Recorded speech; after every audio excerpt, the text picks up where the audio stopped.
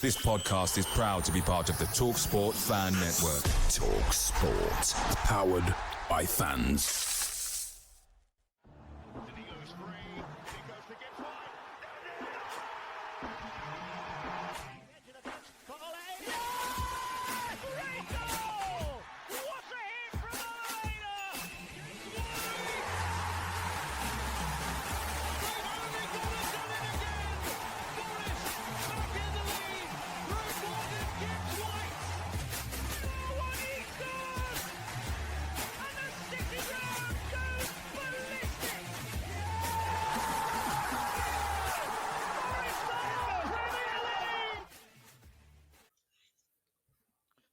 Hello and welcome to this special edition of Red Side of the Trent. Joining myself, Adam Wicklow, alongside Reece Lane, Christian Brown and Lee Clark is a player who made 125 appearances for the Gowrie Baldy in a spell for the club that could be described in many ways, but we will let you decide that after playing under 7 managers, just to name a few.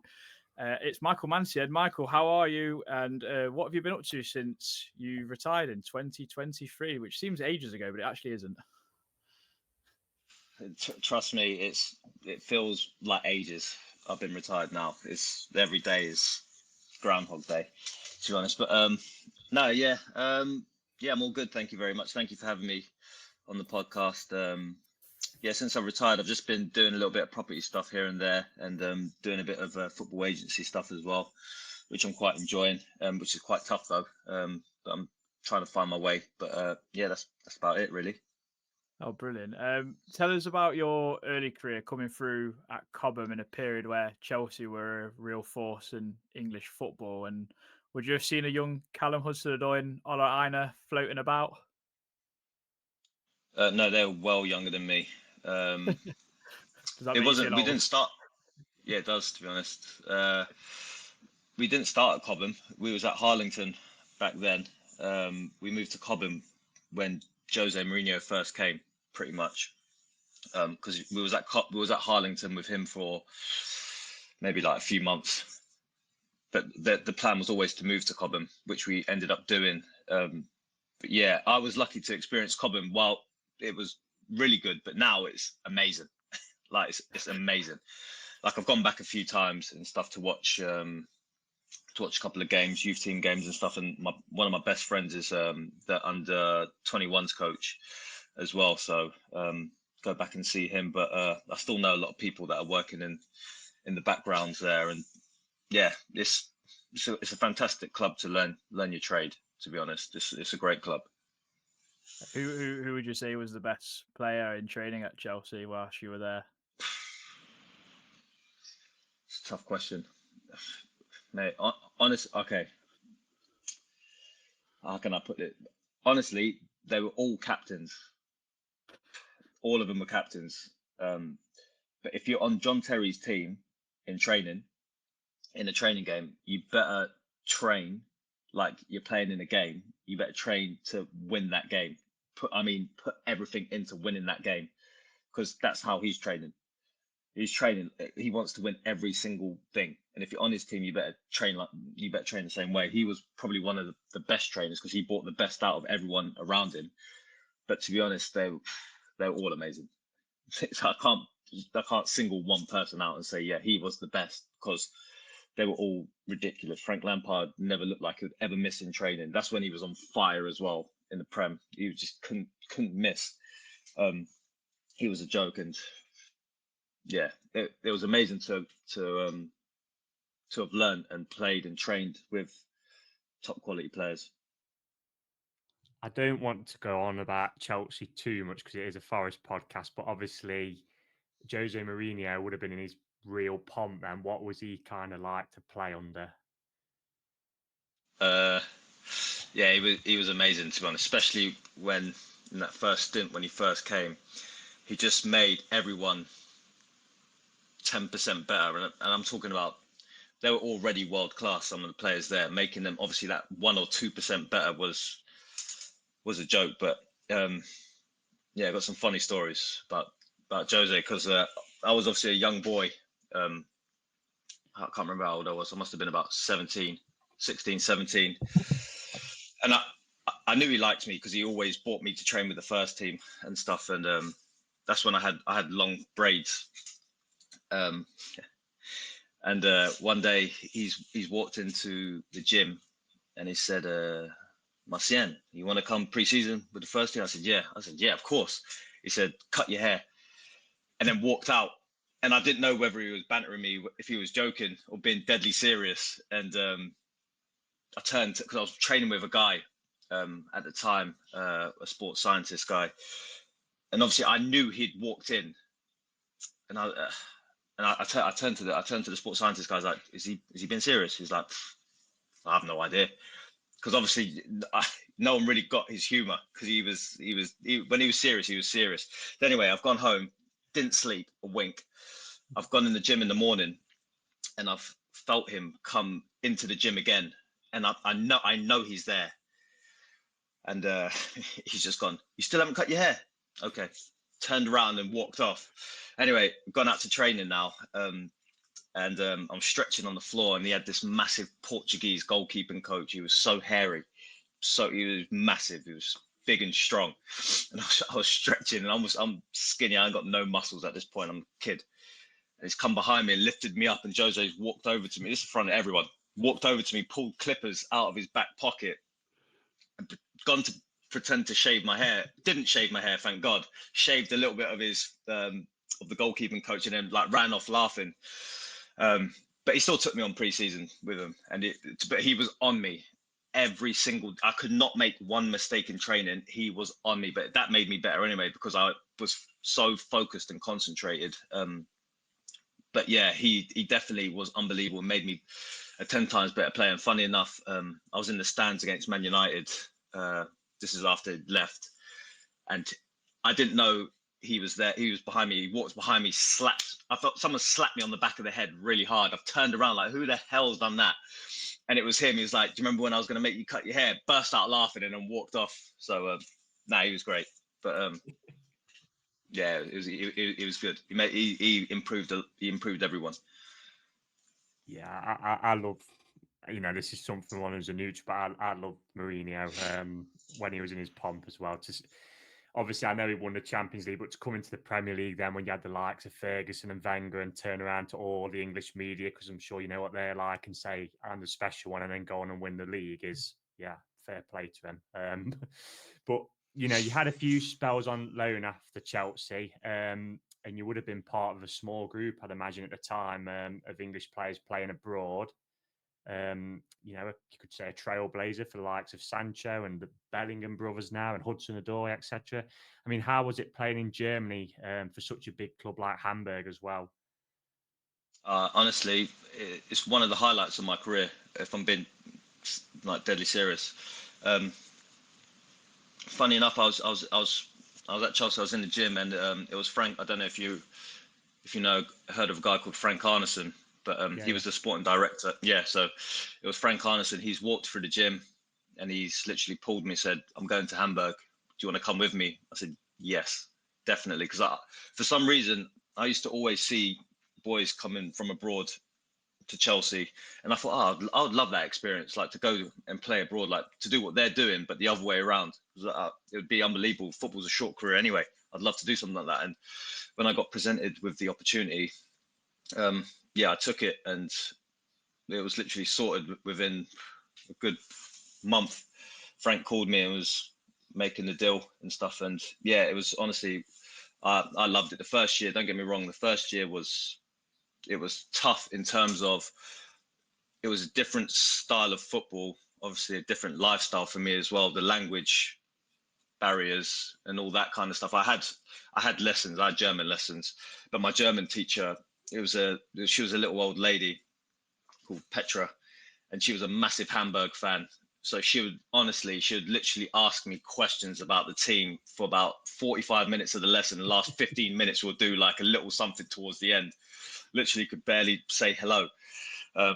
But no, it was great. I learned more listening to the boys in the change room, because you'd hear kind of similar phrases being said all the time and stuff. But after that first year, I just really embraced it. I loved it. I had such a good time. The city was amazing as well. Yeah. Did you get to play in any of the derbies with St. Pauli when you was out there, or was they a bit No, I lower didn't. then?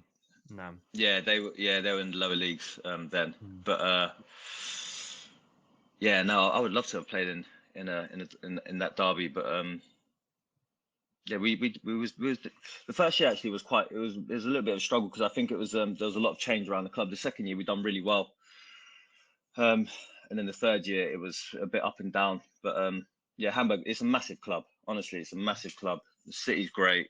The fans are great. The stadium's always packed out. Um, and it's weird because fans can come watch you train every day if they wanted to. And there was always this like a really older couple. But every single day they watch training. But yeah, it's just different how things are run over there.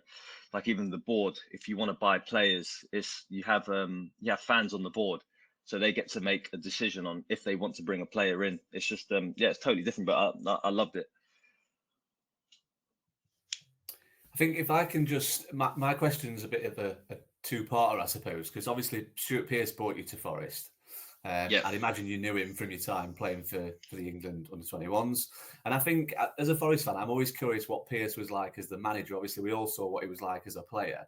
But I guess my couple of questions are, how did the move to Forest come about? And was Pearce kind of a big part in that? And also, what was he like as a manager? Was he more of a man manager, or was he more of a shouter? Or yeah, just curious, really. Okay. Yeah, Stuart Pearce was the main reason I came to Forest. He contacted my agent, and obviously I saw the players that he was bringing in, and what he was trying to build. I met with him as well. Yeah, like you said, I knew him from my 21 days, and I know he was a good guy. And yeah, I was excited for the move. Obviously, I realised Forest was at that point sleeping giant, a massive club, and it was exciting to come and try and get them back to where they belong, where they are now. Thank God. But yeah, he played a massive part in bringing me to Forest, because I really like Stuart Pearce anyway. But he's not what you guys think he is in the change room. He's not. If anything, he's scarily calm, like really calm. Like you'd think that he'd come and be effing and blinding, but he wasn't, to be honest. He was really calm, articulated what he wanted to say really well. If anything, it was Steve Wigley that was the shouter. He would come in and be kicking bottles over and effing and blinding and doing the effing and blinding for Stuart. Stuart would have to calm him down and talk to the players. But no, he was great to play for. I've got a lot of respect for Stuart Pearce. I suppose, yeah. Like, what was the aim under Pearce when you first signed? Obviously, you're playing for Hamburg, this massive club in Germany. What was your aim? Obviously, did you sort of see it as a step down, always come to a championship? Were you sort of looking at promotion instantaneously? What was the sort of vision with Pearce? And I suppose as well, like, because we started off very well. Obviously, if I remember the first 8 games, obviously really good. I think obviously I remember that, like, we drew 1 with Derby, for example. The atmosphere that there was electric, obviously, all these sorts of things. But it then changed pretty rapidly. Why do you sort of think that was? Well, yeah, the aim was to definitely get promoted into the Premiership. Yeah, as I said, I looked at the players and who we had, and there were some we had unbelievable players, and I got promoted. I was playing in the team that got promoted at Wolverhampton. I got called back a little bit early, just before the end of the season. Killed me. Didn't get to celebrate with the team, but and I looked at that team and I thought, this team is probably better than that team that got promoted. And I really felt that we could do it. The thing that killed, like you said, we got off to a flyer, and I was thinking, oh, we're going to cruise this. We're going to absolutely cruise this into the Prem. And then all of a sudden, crucial players get injured, and I'm not saying that the players that came in that replaced them weren't good enough, but they weren't, I don't know. It was tough to replace the players that got injured, that were vital to the team, scoring us goals or creating us goals. And I think that's when it kind of went a little bit downhill, and then it became a scrap after that. obviously the people coming back need to find their rhythm again, need to try and get match fit, and it was tough. But to be honest, I feel like if the whole squad stayed fit for that whole season, I really feel we 100% would have got promoted. But it's just a shame. That's football, really. You can't control everything, and the uncontrollable sometimes kill you. It did feel like at one point, obviously, we beat Derby 2-1 in a very emotively high-charged game, if you like. I think that was one of the moments where we sort of saw the Pierce that, was the complete opposite of what you see in a dressing room, for example, going absolutely ballistic on the touchline and whatever else. Did you sort of feel that would be a turning point for us at that point? Because it felt like us as fans was like, oh, okay, we can beat these, because obviously Derby were a decent team then, unfortunately. Beat them in dramatic fashion. Did you sort of think, okay, a sort of a switch flick now sort of thing, we'll get back on the road and be fine, or were you still a bit sort of wary of the sort of players that maybe weren't quite at that level just then? I don't know. It's tough because obviously for you guys, for fans, it's different for you guys because you're on the outside looking in, and for us, we just try and take it one game at a time, concentrate on the game that's in front of us, to be honest, and obviously try and pick up as many points as we can. And obviously you have to have faith in the players that are playing around you, and you got to give confidence to the people that are playing around you, because you want to win. It's tough to say. I can't really remember us feeling like, oh yeah, things are going to turn around. You don't really talk like that as footballers, to be honest. It's just, it's like I said, you kind of try and take it one game at a time, and obviously we're the ones that have to stay as level-headed as possible. You can't, like, for fans, you're buzzing. You're like, oh yeah, this is it. But like, we can't be like that because we have to stay level-headed. We've got to go out and obviously do the business. And obviously, when it doesn't happen, it's crap. It's crap for everyone. But like I said, I feel like you concentrate more on the game that's at hand than, I don't know, thinking too far ahead. Because look what happened to us at the start of the season, winning 8 games, thinking that we're flying, and then all of a sudden the injuries happen, and then you start looking down the table rather than up. So football can turn like that all the time. Yeah, I think if I remember rightly, Michael, I think Chris Cohen, Andy Reid, and Jack Hobbs all got injured in the same game. I think it was the Derby 1-1 when Assombalonga scored. Like, it was just absolutely ridiculous. Absolute nightmare. And then Brick got a terrible injury as well.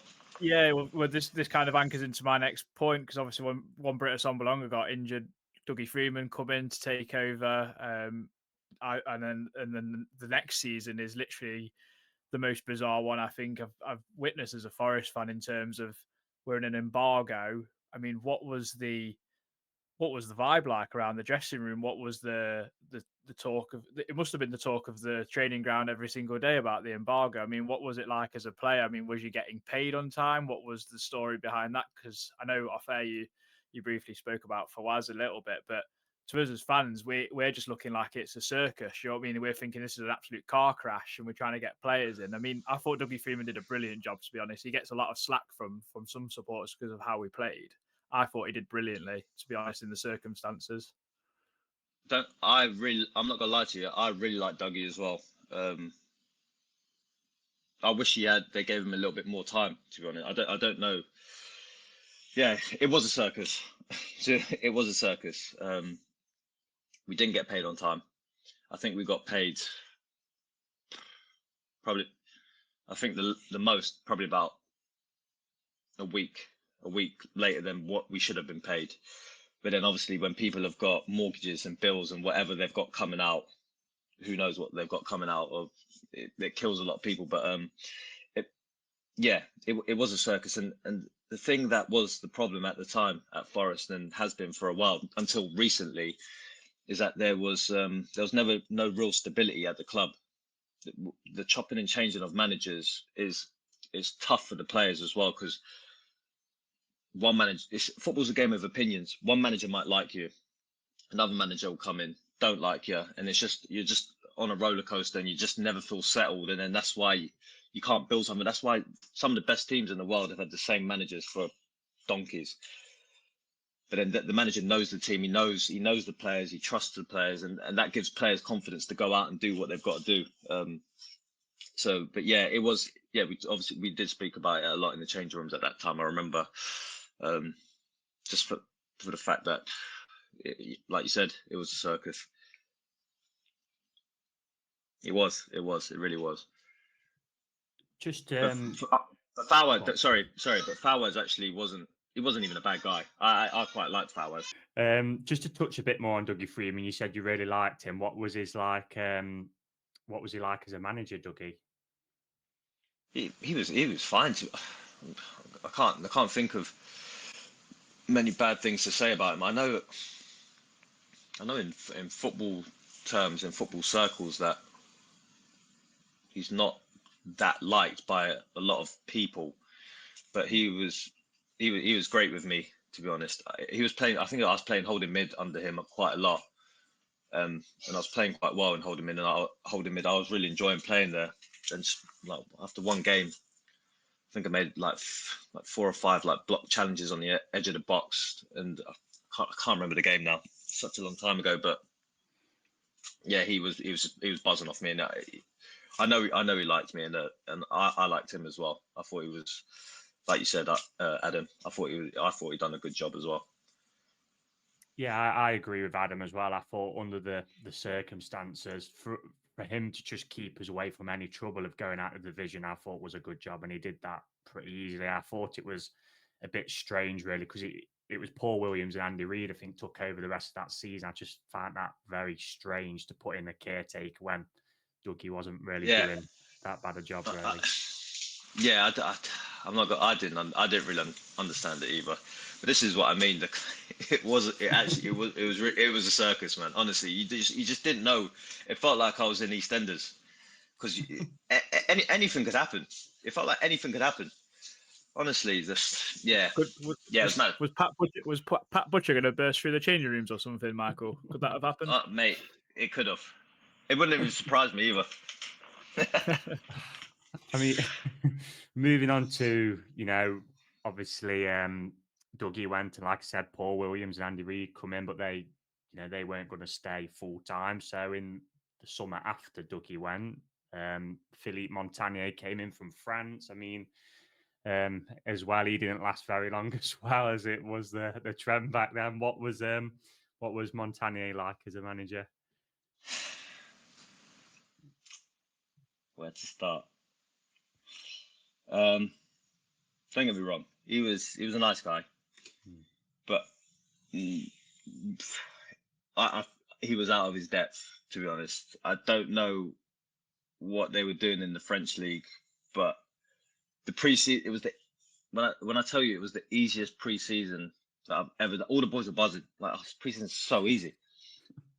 And then we got to the start of the season. We were all so unfit and we were getting spanked, which just for the fact that we weren't fit. No one was fit, and he was. I just feel like he was a little bit out of his depth. He didn't really know the league. Don't think he'd done much research on the league, on how obviously fast-paced the champ is and how aggressive it is. And he was coming with this, trying to play this. I don't know. I don't like speaking bad about anyone, but yeah, I just feel like he was a little bit out of his depth.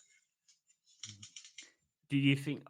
Yeah, because at the start of that season, I know we had a manic opening day. I don't know if you can remember, against Burton, where we won 4-3, and then we just seemed to, very just a manic game.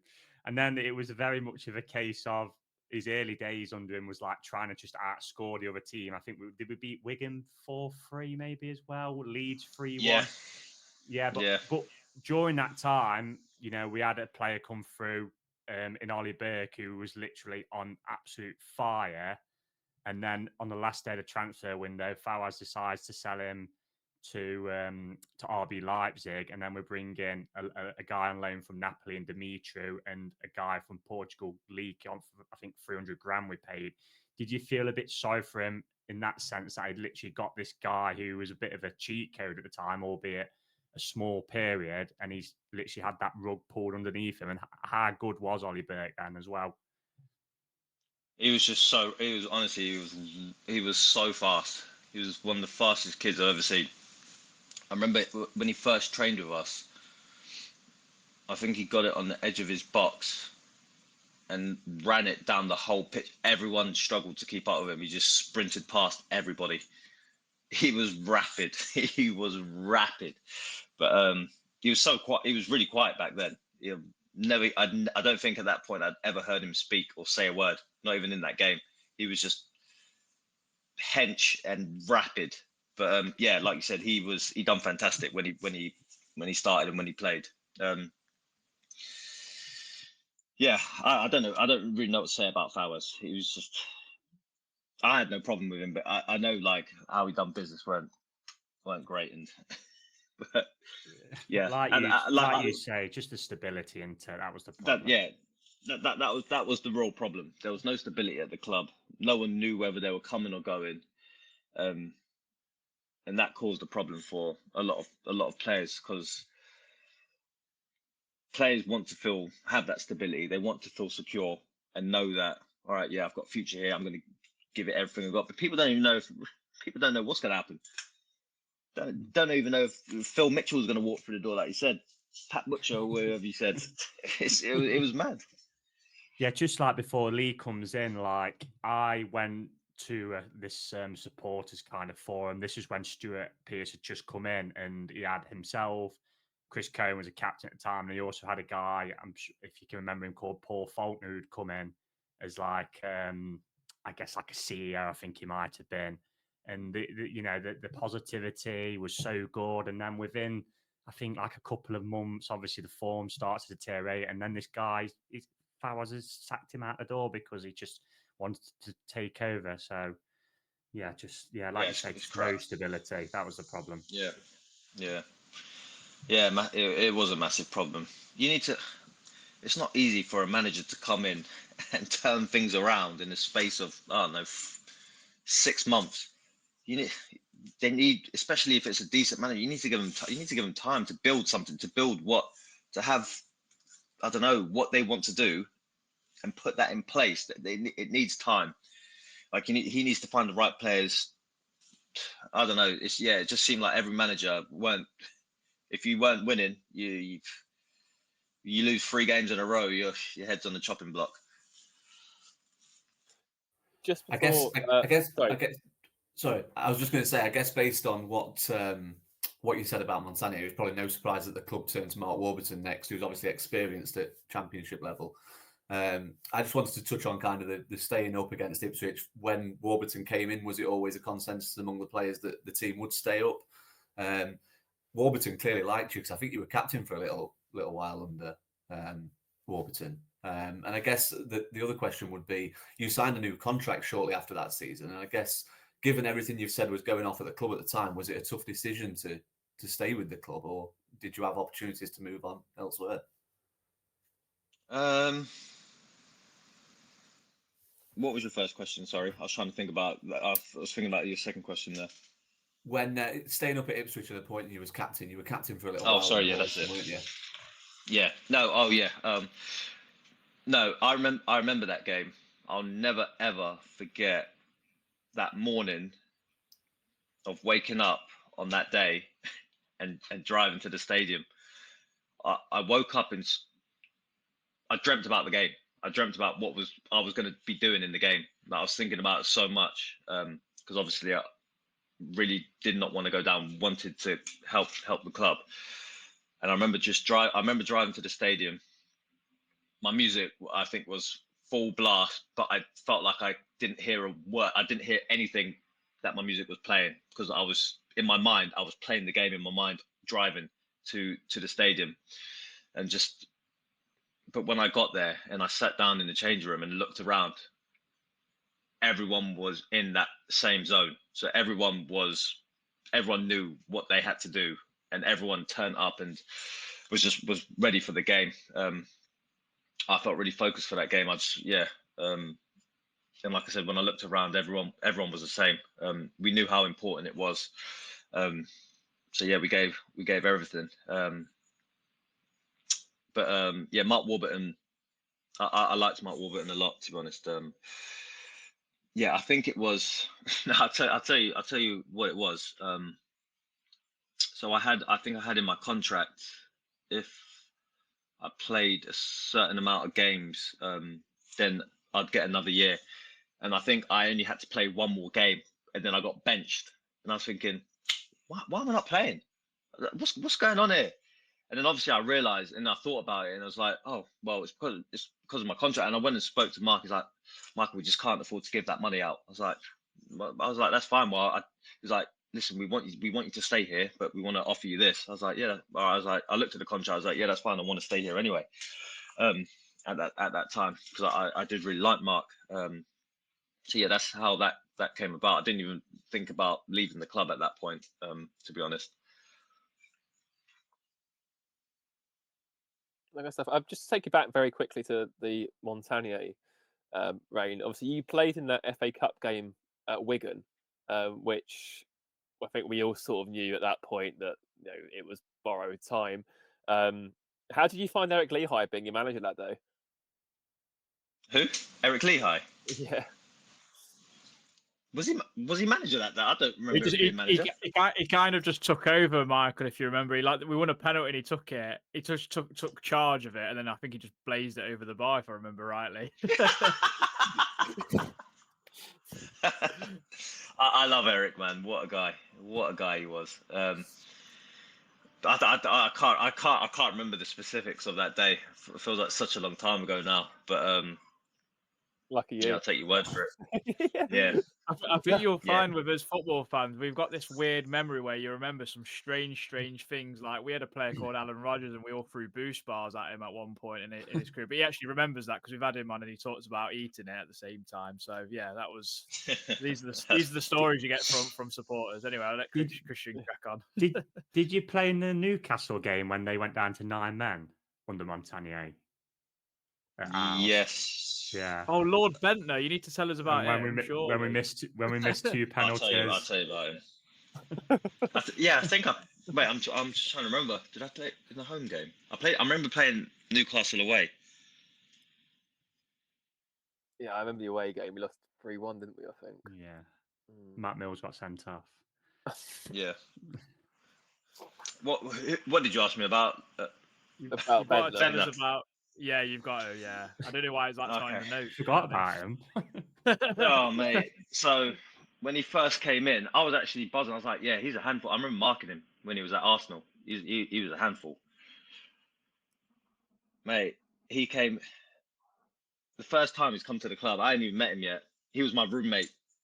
I can't remember who we was playing, but I wanted to. Normally, I have like a nap before the game. Like I would have a nap, especially I think it was an evening game. He did not stop talking. He came into the room. Don't get me wrong, he was a lovely guy, really nice guy. I really liked him.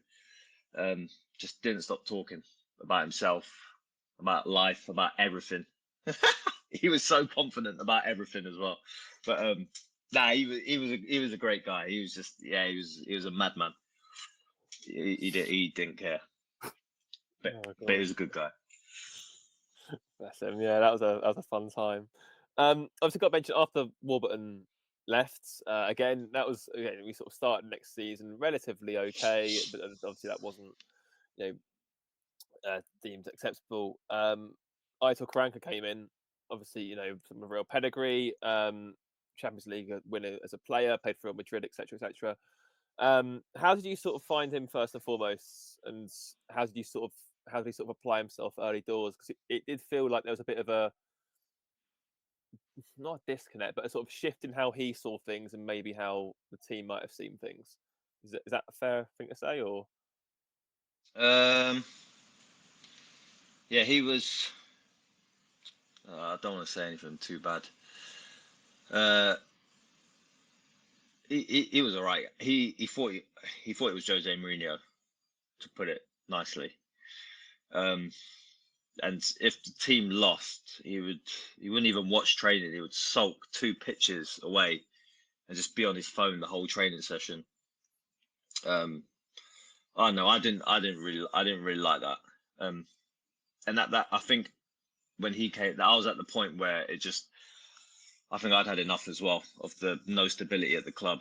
Though I kind of knew my time was up really, and it was time for me to move on. I don't really have much to say about him. I just thought he was, I don't know, he was all right, I suppose, but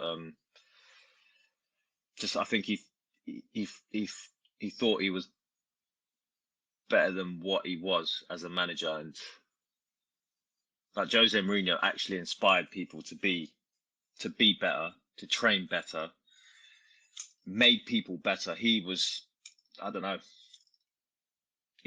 For me, wasn't. I don't know. I don't want to say anything too harsh, or I don't know. He didn't threaten to cut your hair off. Then that's what we're trying to say. No, but Jose Mourinho told him about that story, and he was having a joke with me about it.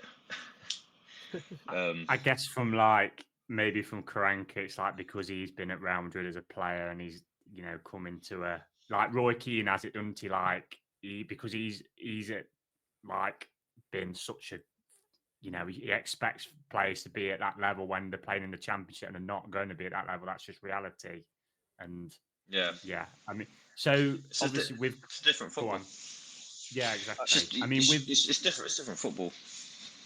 With this like switch over of Warburton and Karanka, etc. Marinakis would have then took over from Fawaz by that time. I mean, what was kind of the change when him and his entourage took over from Fawaz? Was there kind of an immediate change, or was it more of the same at first? It was more the same at first. It just felt like, honestly, the club felt like chaos. It felt like carnage.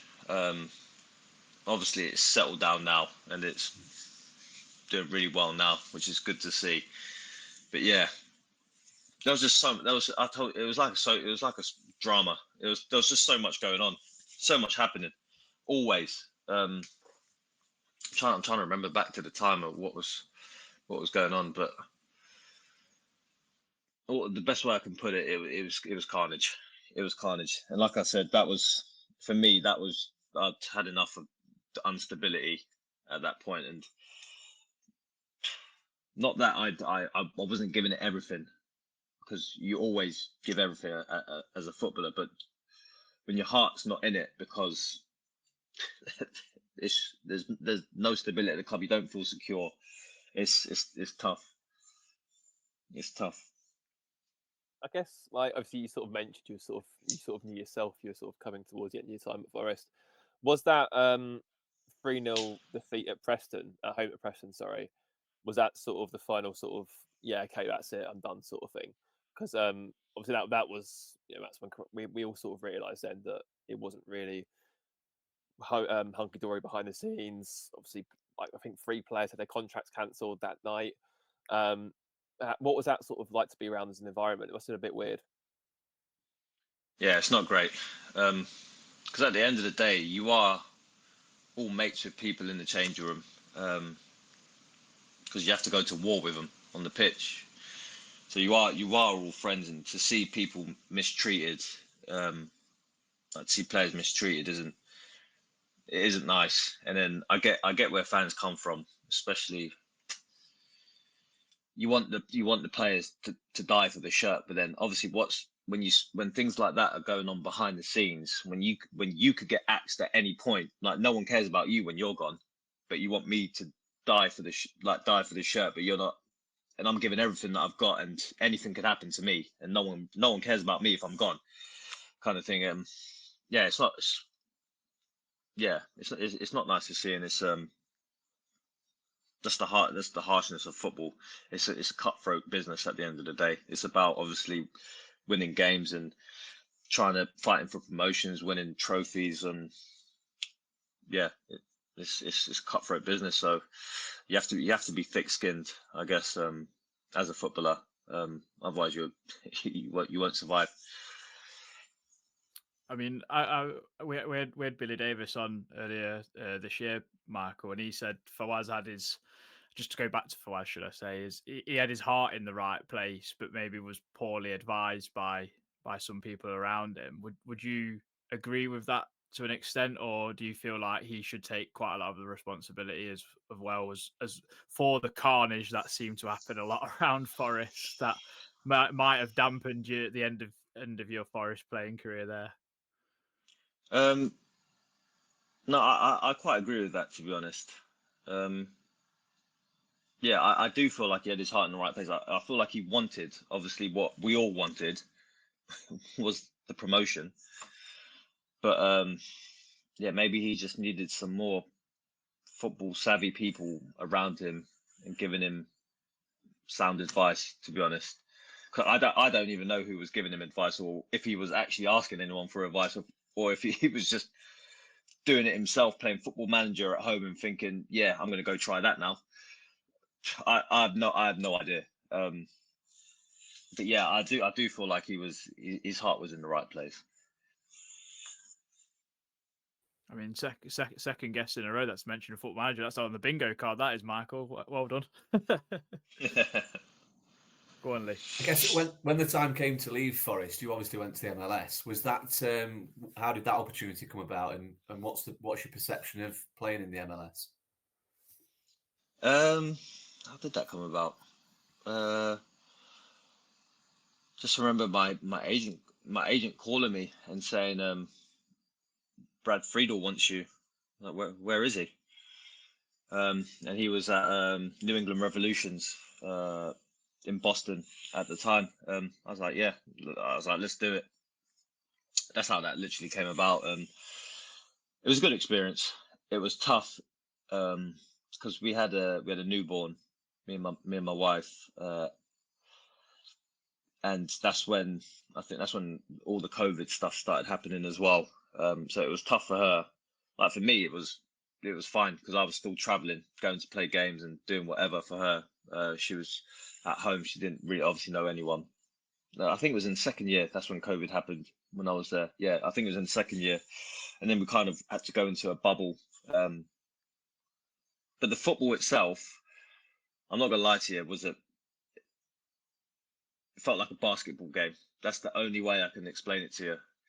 And from the first moment I went into the changing room, I honestly felt like I was in a movie.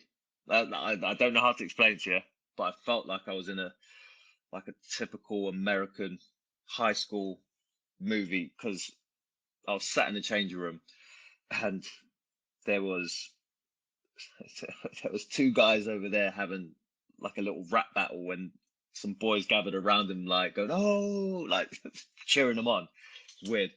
And then there was two other guys playing like fake basketball against each other and like trying to block each other and like shoot. It was honestly, I was looking around like, what is going on here? They're all lovely guys, don't get me wrong, all really, really nice guys, but the football itself was, yeah, it was a bit mad, can't lie. Obviously Brad Friedel's played to a really high standard, played in the Prem, so I thought, playing on the Brad will be decent. I forgot he was a goalkeeper. That's all I can say, because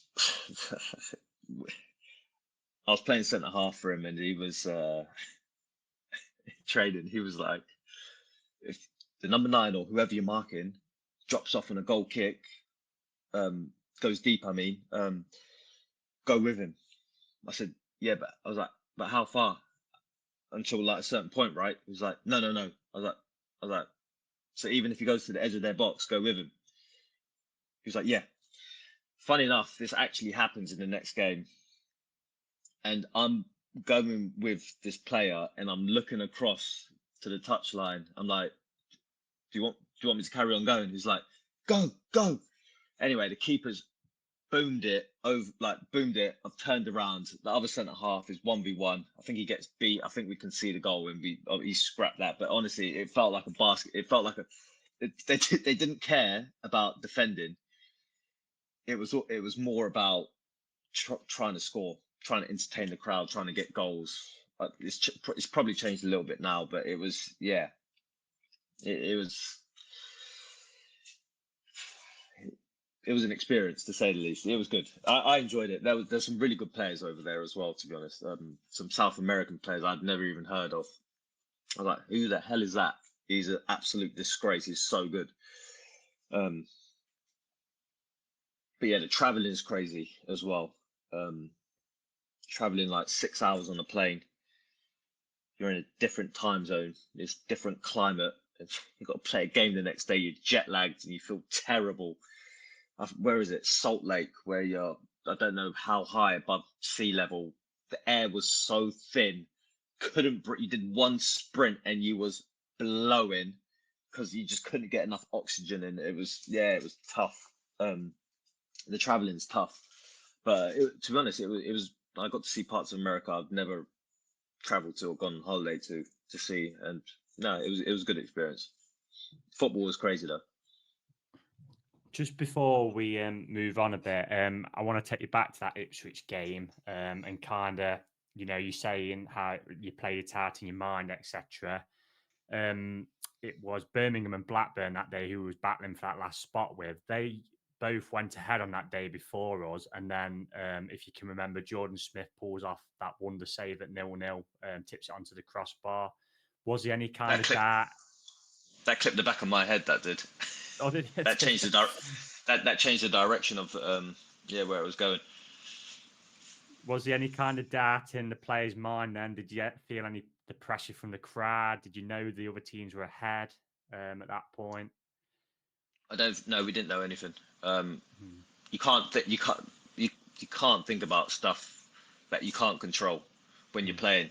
All you can do is focus on the challenge at hand and what's in front of you, and play the game that's in front of you. That's all you can focus on as a footballer. You can't think about, what if what's happening in that game, and your mind will be all over the place, and then you'll lose focus on what you need to do. So the whole sole focus was just on beating Ipswich. Was there like a massive relief when Chris Cohen's strike hit the back of the net, making it 2-0? Unbelievable. Yeah, it was massive. I think at that point the team had confidence, and we was all so focused. We knew we was going to do the job. And I'm not gonna lie, I don't know if Ipswich were in holiday mode a little bit, but nothing to play for. They were in holiday mode. And funny enough, I think the guy who hit the crossbar was Danny Rowe, and funny enough, he's my business partner in some of the properties that I do. And we've spoke about that game quite a lot. Everyone was on it. Yeah, when Chris Cohen scored, I was buzzing. I was so happy. It was a massive relief. I'm not going to say, but I mean, best. I can't say best manager because that's 7 of them, but crazy. You played under 7 managers. Who's the best player you played with at Forest, would you say, of your time here? Best player? It's hard to single out a single player because I played with a lot of very, very good players. Like Mikel Antonio was either unbelievable. At that point, he was unbelievable, or he would fall over the ball and do something mad. Like now, he's more consistent. Don't get me wrong. Like at West Ham, he's been like way more consistent. But Britt, before he broke his knee, I used to mark him every single. Stuart Pearce used to purposely put us two against each other in training because we'd be fighting each other pretty much in training. For me to stop him scoring, he was desperate to score. He'd come into the changing room after training and talk about the opportunities in training that he had, that he missed, that he should have scored and what he should have done. Talking to me about it. Like that's how desperate he was to score goals, and that's how much he wanted to score goals, which is obviously fantastic. Because to see in especially a young centre forward, but Stuart Pearce purposely always put us against each other, just to fight in training, for it to be, because he knew that it kind of increased the intensity of training, because he knew I didn't want Britt to score, and because I knew how much Britt wanted to score, so I really wanted to stop him from scoring. But yeah, we had some great battles. Britt was unbelievable, and obviously Reedy is a fantastic player. When he was fit, his vision, he'd see passes that like I'm behind him and I didn't even see the pass that he's seen. Like he was unbelievable. He was so good. Chris Cohen, when he was fit, was fantastic captain, driving people forward. And Matty Fryatt, like I'm not gonna lie, he trained terribly, but in the game you couldn't get the ball off him. Like he was a terrible trainer, but in a game he was really good. But no, there were some great players. I'm trying to think of who else. Varney was a fantastic player. Yeah, we all really like David Vaughan. Yeah, he was fantastic. I don't think I can sing. For me, I'd either choose Britt or Mikel because I used to get put against him. I used to think, I just want a training session where I don't have to fight someone. That's what it would feel like. But I'd always be against those two and them two running at me. But to be honest, it was good. It was a challenge, and yeah, them two they were great, especially Britt before his injury. I guess it's interesting at Forest because you, as a centre back, it always felt like you were the more sort of skillful ball playing centre back. You'd have someone next to you who's maybe more aggressive, a bit like you see now Forest and Milenkovic and Murillo, for example. Obviously, they're both very able defenders, but while they have very different strengths, you'd have, for example, Jack Hobbs or Matt Mills next to you. And yeah, is that something that you sort of preferred, or did you have any particular partner that you sort of liked being paired with most? I was always, to be fair, throughout my whole career, I've kind of been paired with someone like not a head it and kick it, but I know what you mean. a more old school defender. But don't get me wrong, I love to have a battle as well. Like I didn't shy away from a battle. I'd love to smash the life out of someone. But yeah, I did prefer to obviously try and play and bring the ball out from the back. That's what I was bred to do at Chelsea, and I enjoyed doing it. It was a big part of my game. So yeah, I tried to take it everywhere that I went, just trying to be calm on the ball and trying to play. But obviously, you need the right players around you to play that way. Yeah, of course. Obviously, you had a very interesting international career as well. So, obviously, you had your. Am I right in saying you're on the bench for that England-Germany game, the 3-2, and then Yeah, obviously then eventually declared for, is it Seychelles? Is that how you pronounce it? yeah. How did you sort of how was your international experience playing for Seychelles, and sort of how did it all sort of come about? I'd always said if I hadn't played for England to a certain point towards the end of my career, I'd love to play for. Both my parents are from the Seychelles. That I'd go and play for them, and I said it in an interview years ago, and they always, every time I went there for like a holiday, they'd always ask me about it. Then I just got speaking to one of the managers when I was over there. Just got it sorted and did it. It was good. It was a good experience. I did enjoy it. It was definitely different. Not as obviously not as structured and as serious as when you're away with England and stuff like that. But all their hearts are in the right places. But the problem is like you're playing with players. They're not all of them aren't professionals. Like some of them are. They've got day jobs. I don't know. They're fishermen or whatever they're doing, and it's hard to get angry at them, like when you're playing with them, because they're trying to do the right things. But no, it was. I'm glad I did it. I'm glad I represented them, represented the Seychelles, especially towards the end of my career. I'm glad it's something that I did, and I'm proud of it. Cool. I mean, Michael, we've spoke to you about a lot of chaotic time for you, especially at Forest, and a chaotic time for supporters. How surprised and pleased are you to see where the club has come within like the last 4 or 5 years, where we were bottom of the championship and Cooper's come in and led us to promotion, and then obviously more chaos as you've seen. What do you make of it in comparison to your time? Honestly, it's unbelievable. I think that the club's done fantastic. I think Cooper did an unbelievable job, and I think he had taken them as far as he could have taken Forest, to be honest. But yeah, it's like I said it earlier. Forest was a sleeping giant. I remember being a boy and watching Forest in the Prem. So it's good to see them back where I think they deserve to be.